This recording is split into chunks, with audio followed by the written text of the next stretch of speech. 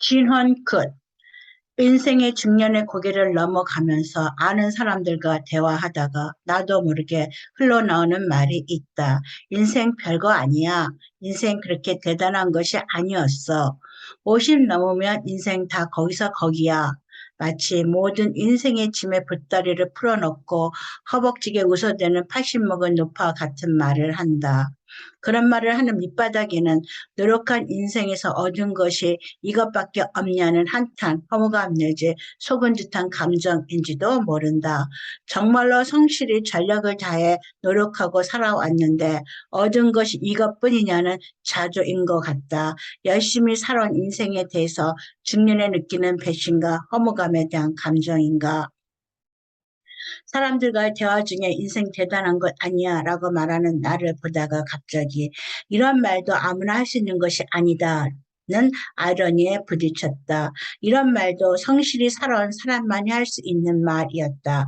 정말로 노력도 하지 않고 건성건성 선 사람이 중년의 나이를 지나면서 인생 별거 아니야 라고 말하면 그 사람의 그 말을 회한과 속쓰리 허망함으로 말하게 될 것이라는 생각이 들었다. 많은 사람들이 노력해도 기대한 만큼 얻지 못하는 인생이지만 그 말도 노력하고 산 사람만이 할 수 있는 것이다.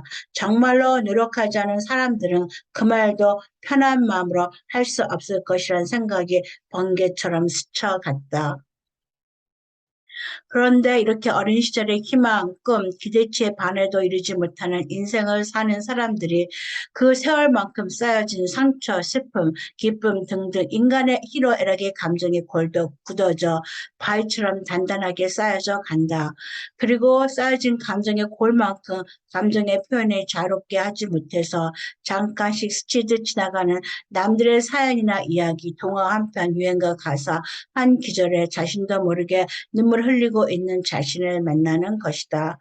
언젠가 스치고 지나가듯이 본 음악 프로그램에서 방청석에 앉아있는 60대 얼굴들이 기억에 머무른다. 분명 노래에 감동을 받아 마음이 움직였는데 그 얼굴 표정이 완전히 감정에 젖어들지 못한 어정쩡한 표정이었다. 그 모습이 울고 싶은데 울지 못하는 노래가 주는 감동이 눈물을 흘릴 만큼 강하지 않아서 반쯤 풀린 표정.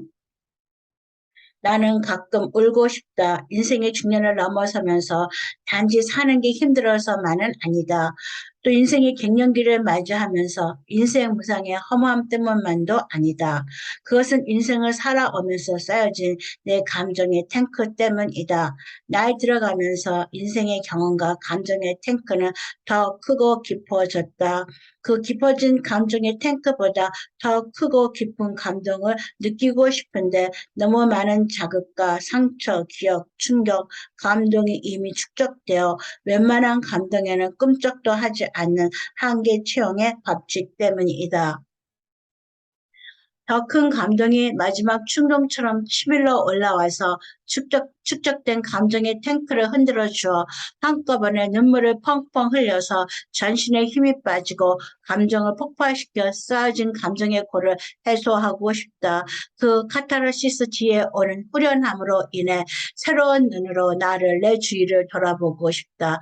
그런데 그 마지막 한 방의 눈물을 동반하는 감동이 충동이 앞서서 풀어지지 않은 감정의 탱크를 안고 신음하면서 울고 싶어도 울지 못하는 얼굴을 하고 있는 것이다.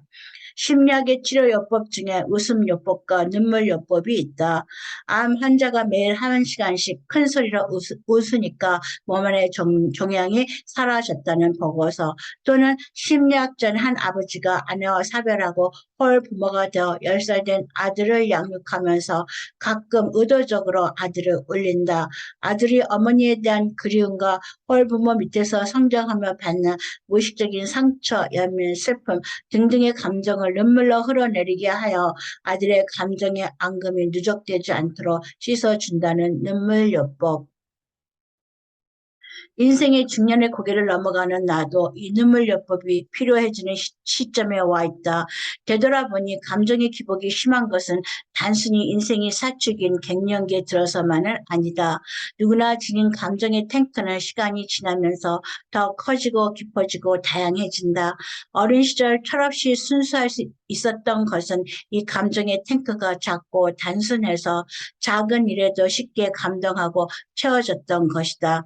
그러나 신체의 성장과 마찬가지로 감정의 탱크도 다양하게 복잡하게 커지고 깊어진다.